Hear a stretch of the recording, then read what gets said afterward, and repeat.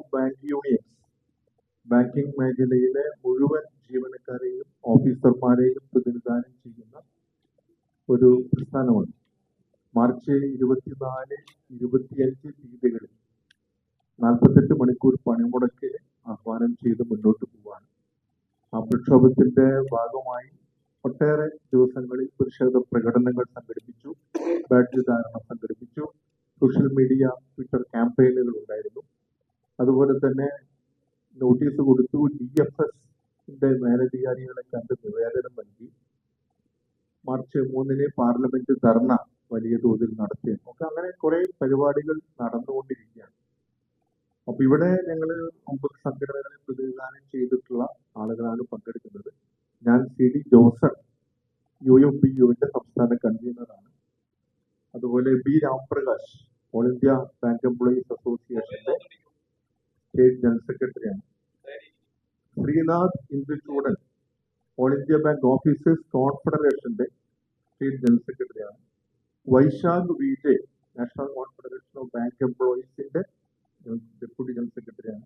SBS Prashanth, bank employees federation of ഇന്ത്യയുടെ ലീഡറാണ്. Mathangi S Nair, Indian national bank employees ഫെഡറേഷന്റെ നേതാവാണ്. Salih VC, Indian national bank officers കോൺഗ്രസിന്റെ നേതാവാണ്. Anand Ayyappan, national organisation of bank വർക്കേഴ്സിന്റെ ലീഡറാണ്. Adarsh KN, national organisation of bank വർക്കേഴ്സിന്റെ officers സംഘടനയുടെ ദേശീയ ജനറൽ സെക്രട്ടറിയാണ്. അങ്ങനെ എല്ലാ സംഘടനകളുടെയും പ്രതിനിധികൾ ഇവിടെയുണ്ട്. ഞങ്ങൾ ഉയർത്തുന്ന പ്രധാന ആവശ്യങ്ങൾ എന്ന് പറയുന്നത് ബാങ്കിംഗ് മേഖലയിൽ 2 ലക്ഷത്തിലേറെ ഒഴിവുകൾ നികത്താനുണ്ട് എന്നുള്ളത്.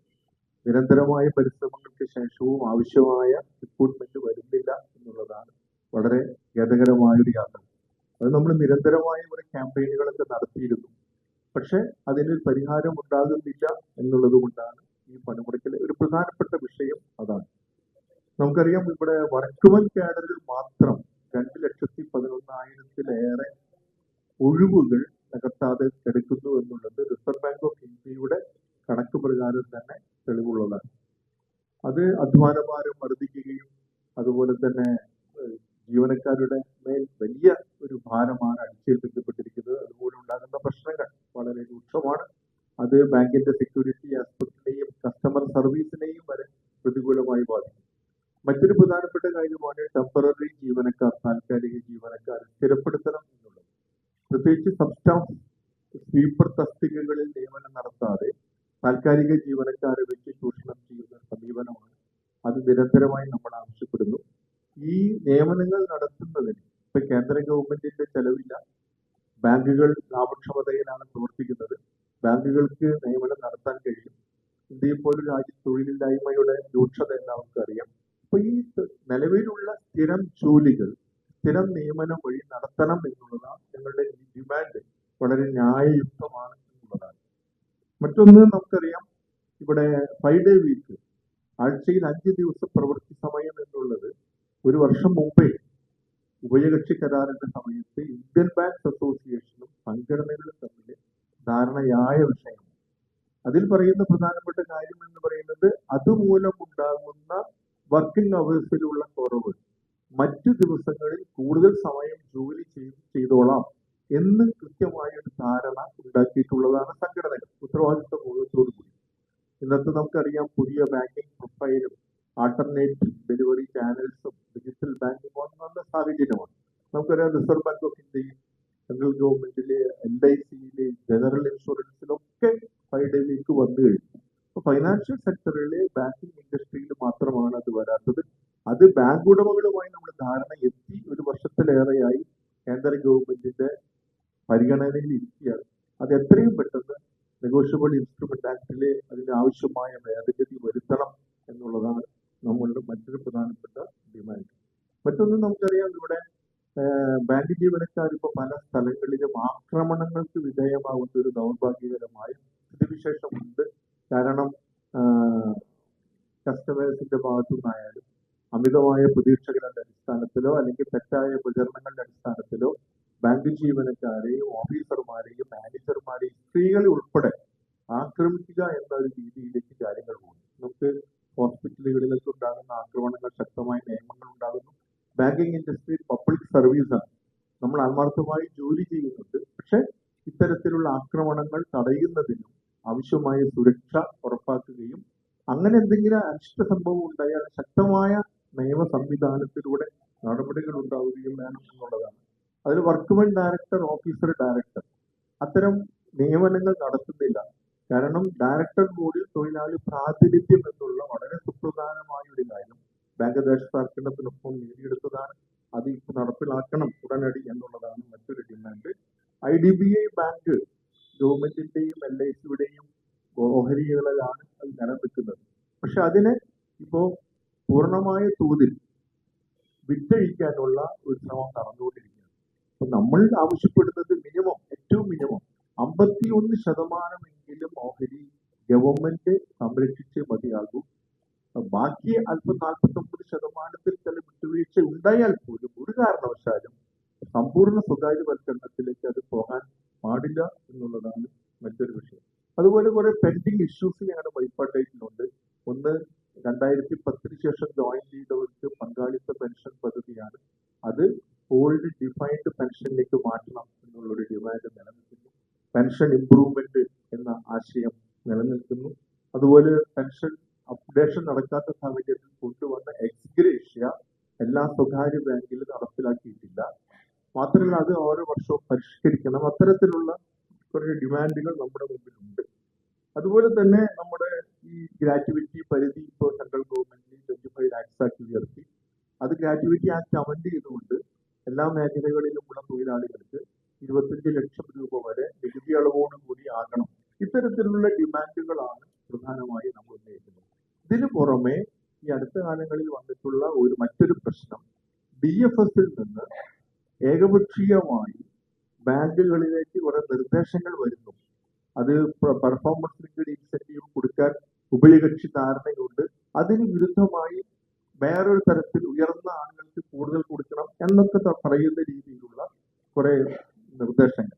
അതുപോലെ തന്നെ പെർഫോമൻസ് റിവ്യൂ എന്ന് പറഞ്ഞുകൊണ്ട് 50 വയസ്സ് കഴിഞ്ഞാൽ SBIയിൽ അല്ലെങ്കിൽ 55 കഴിഞ്ഞാൽ 57, 56 വർഷങ്ങൾ വെച്ചുകൊണ്ട് പ്രതിമാസം ഈ ജീവനക്കാരുടെയും ഓഫീസർമാരുടെയും പെർഫോമൻസ് റിവ്യൂ ചെയ്ത് അവരെ പ്രിമച്യൂർ റിട്ടയർമെന്റിന് വിധേയമാക്കണം. അത് മന്ത്ലി റിപ്പോർട്ട് അയക്കണം. അങ്ങനെ പ്രിമച്യൂർ റിട്ടയർമെന്റ് ആർക്കൊക്കെ കൊടുത്തു എന്നുള്ള ലിസ്റ്റ് അയക്കണം എന്ന രീതിയിൽ വരെ ഇതൊക്കെ ഉഭയകക്ഷി കരാറുകളും ജോയിന്റ് നോട്ടുകളിലൂടെ പരസ്പര സർവീസ് കണ്ടീഷൻസ് ഡിഫൈൻ ചെയ്തിട്ടുള്ളതിനെ ലംഘിച്ചുകൊണ്ടാണ് ഇത് വരുന്നത്. ഇത്തരത്തിലുള്ള ഈ ഏകപക്ഷീയമായ നിർദ്ദേശങ്ങൾ ബൈലാറ്ററലിസം അല്ലെങ്കിൽ ഉഭയകക്ഷി സംവിധാനത്തിലൂടെ ചർച്ച ചെയ്ത് പരിഹരിക്കുന്ന സംവിധാനങ്ങളെ തെറ്റായി വ്യാഖ്യാനിച്ചുകൊണ്ട് ഏകപക്ഷീയമായി ഇത്തരം നടപടികൾ ഉണ്ടാകും. ഇതൊക്കെയാണ് അടിസ്ഥാനപരമായി പ്രധാനപ്പെട്ട നമ്മളുടെ ഡിമാൻഡ്. ഈ ഡിമാൻഡുകൾ വളരെ കാലങ്ങളായി ഞങ്ങൾ തുടർച്ചയായി ചർച്ചകൾക്ക് വേണ്ടി പോകുമ്പോഴൊക്കെ പറയുന്നു, നടക്കുന്നില്ല. ആ സാഹചര്യത്തിലാണ് ഒരു പണിമുടക്കിലേക്ക് ഞങ്ങൾ നിർബന്ധിതരായിട്ടുള്ളത്. ഇപ്പോ മാർച്ച് 23-ാം തീയതി അർദ്ധരാത്രി മുതൽ 48 മണിക്കൂർ പണിമുടക്കാനാണ് തീരുമാനം. അതിന് മുന്നോടിയായി ഒട്ടേറെ പ്രതിഷേധ പ്രകടനങ്ങൾ, ധർണകൾ, നിവേദനങ്ങൾ എല്ലാം കഴിഞ്ഞിട്ട് ഇനിയും നടക്കുന്നുണ്ട് അത്തരം പരിപാടികൾ. അതെല്ലാം നമ്മൾ ചെയ്യുന്നത് നമ്മളുടെ ആഗ്രഹം പണിമുടക്കണം, സംഭവിപ്പിക്കണം എന്ന അർത്ഥത്തിലല്ല. പക്ഷെ നിവൃത്തിയില്ലാത്ത ഒരു സാഹചര്യത്തിൽ ഈ ബാങ്കിങ് ഇൻഡസ്ട്രിയുടെ സുഗമമായ വികസനത്തിനും നമ്മുടെ ജീവനക്കാരുടെയും ഓഫീസർമാരുടെയും ഒരു വർക്ക് ലൈഫ് ബാലൻസിങ്ങിനും ഇടപാടുകാർക്ക് ആവശ്യമായ സർവീസ് കൊടുക്കുന്നതിനും ഒക്കെ ഉതകുന്ന സ്ഥിരം ഒഴിവുകളിൽ സ്ഥിരം നിയമനം, ആവശ്യമായ അത്ര നിയമനം, അതാണ് നമ്മൾ ആവശ്യപ്പെടുന്നത്. വെറുതെ അങ്ങനെ ഡിമാൻഡ് വെക്കില്ല. അത്തരത്തിലുള്ള ഡിമാൻഡുകൾ ഉന്നയിച്ചുകൊണ്ടാണ് പ്രക്ഷോഭം നടക്കുന്നത്. ഇത് ഇന്നേ ദിവസം എല്ലാ സംസ്ഥാന തലസ്ഥാനങ്ങളിലും ഇത്തരം പത്രസമ്മേളനങ്ങൾ നടക്കുന്നുണ്ട്. ഇപ്പൊ കേരളത്തിൽ ഇവിടെ മാത്രമാണ് നടത്തുന്നത്. അതുകൊണ്ട് ഈ 2 ദിവസത്തെ പണിമുടക്കിന്റെ പ്രാധാന്യം കണക്കിലെടുത്തുകൊണ്ട് ഒരു മാധ്യമ ശ്രദ്ധയിൽ കൊണ്ടുവരണം. എല്ലാ സംസ്ഥാന വ്യാപകമായി ഇതിന്റെ പ്രചരണം നൽകണമെന്ന് അഭ്യർത്ഥിക്കുന്നു. ഇവിടെ പ്രഗത്ഭരായ നേതാക്കൾ ഇവിടെ ഉണ്ട്. അവർക്ക് എന്തെങ്കിലും സപ്ലിമെന്റ് ചെയ്യണമെങ്കിൽ ചെയ്യാം. എന്തെങ്കിലും സംശയങ്ങൾ ഉണ്ടെങ്കിൽ ചോദിക്കാം. ഓക്കെ. സൂചിപ്പിച്ചു. ഈ പരിപാടികൾ എന്ന് പറയുന്നത് 21-ാം തീയതി എല്ലാ ജില്ലാ കേന്ദ്രങ്ങളിലും അതുപോലെ തന്നെ മറ്റുള്ള സ്ഥലങ്ങളിലും റാലികൾ ഉണ്ടാവും. 23-ന് സോഷ്യൽ മീഡിയയിൽ വീണ്ടും ഒരു മാധ്യമ പ്രചരണം നടത്തും. 23 രാത്രി മുതൽ അർദ്ധരാത്രി മുതൽ 25 അർദ്ധരാത്രി വരെ 2 ദിവസത്തെ പണിമുടക്കാണ്. പത്രങ്ങളിൽ നല്ല കവറേജ് കൊടുക്കണമെന്നുള്ള അഭ്യർത്ഥനയാണ് നമ്മുടെ ഭാഗത്തു നിന്നുള്ളത്. അതെ, എല്ലാ ബാങ്ക് ജീവനക്കാരും ഉണ്ട്. ഈ ഗ്രാമീൺ ബാങ്ക് ഉൾപ്പെടെ ഇപ്പോൾ സഹകരണ മേഖലയിൽ മാത്രമാണ് ഒഴിവായിട്ടുണ്ട്.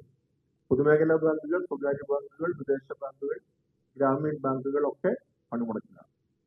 ഇതിൽ ജീവനക്കാരും ഓഫീസർമാരും മാനേജർമാരും എല്ലാവരും ഉള്ള ഒരു പണിമുടക്കായതുകൊണ്ട് അത് പൂർണ്ണമായിരിക്കും എന്നുള്ളതാണ് അതിന്റെ റിഫ്ലക്ട്. ഇതിൽ കക്ഷി രാഷ്ട്രീയ ഭേദമന്യേ എല്ലാവരും ഒന്നിച്ചാണ് നടത്തുന്നത്. ക്ലോസിംഗ് ആയതുകൊണ്ടാണ് ഞങ്ങൾ ആ ഒരു നിലപാട് സ്വീകരിക്കാത്തത്. 24, 25-നാണ് സമരം. ജനങ്ങൾക്ക് ബുദ്ധിമുട്ടാവുമെന്ന് ചോദിച്ചു കഴിഞ്ഞാൽ ഇപ്പോഴത്തെ ഒരു സാഹചര്യത്തിൽ ജനങ്ങളെ ബുദ്ധിമുട്ടിക്കുക എന്നുള്ളതല്ല നമ്മളുടെ നിലപാട്. ഇപ്പൊ നേരത്തെ കൺവീനർ പറഞ്ഞതുപോലെ തന്നെ ഞങ്ങൾക്ക് ഗത്യന്തരമില്ലാത്ത ഒരു സാഹചര്യം വന്നതുകൊണ്ടാണ് ഞങ്ങൾ ഈ ഒരു പണിമുടക്കിലേക്ക് പോകുന്നത്. ഞങ്ങൾ കഴിഞ്ഞ 4 വർഷമായി പണിമുടക്കിയിട്ടെന്നുള്ളത് ഒരു വലിയ സൂചനയാണ്. 4 വർഷമായി. 2021-ലാണ് ഞങ്ങൾ അവസാനമായി പണിമുടക്കിയത്. അതും പൊതുജനങ്ങൾക്ക് വേണ്ടിയിട്ട് പണിമുടക്കിയത്. പൊതുമേഖലയെ സ്വകാര്യവൽക്കരിക്കരുതെന്ന് പറഞ്ഞാൽ പണിമുടക്കിയത്. അത് കഴിഞ്ഞ് 4 വർഷമായി ഞങ്ങൾ പണിമുടക്കി. അപ്പോൾ ആ ഒരു ഉത്തരവാദിത്വ ബോധത്തോടു കൂടി തന്നെയാണ് സംഘടനകൾ വർക്ക് ചെയ്തിട്ടുള്ളത്. ഇതിപ്പോൾ ഞങ്ങൾക്ക് സാഹചര്യം ഞങ്ങളെ സംബന്ധിച്ചിടത്തോളം വളരെ കലുഷിതമാണ് എന്നുള്ളതുകൊണ്ടാണ്.